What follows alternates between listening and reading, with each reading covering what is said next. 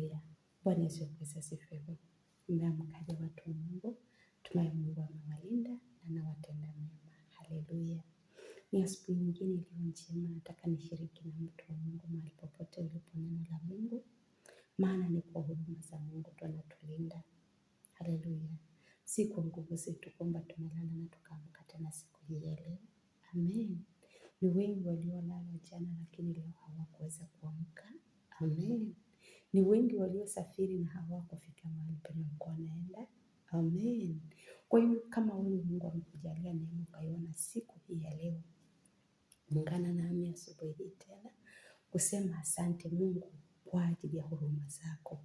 Tutasoma neno la Mungu katika kitabu cha Zaburi 3, inasema ya kwamba kwa sauti yangu nalimuita Bwana, naye akaitika kutoka mlima wake mtakatifu. Haleluya.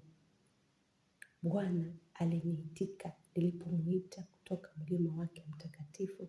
Bwana aliniitika. Haleluya.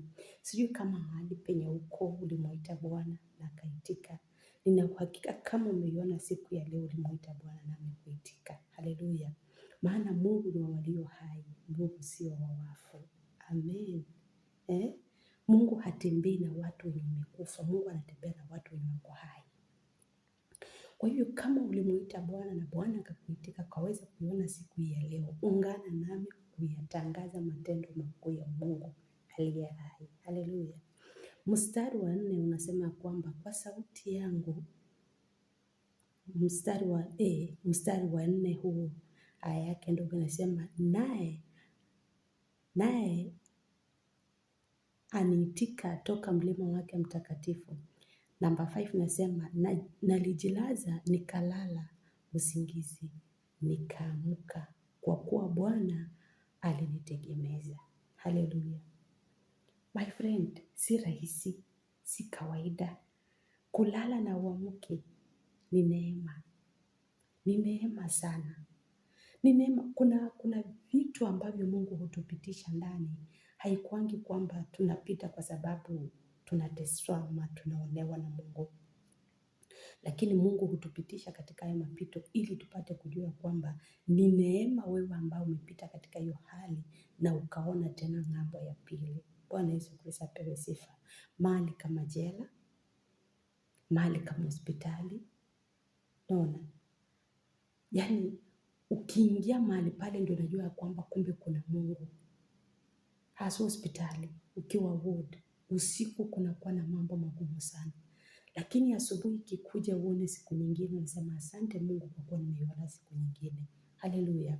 Kwa hivyo ulijilaza na ukaamka, mshukuru Mungu. Ungana nami asubuhi ya leo kumshukuru Mungu.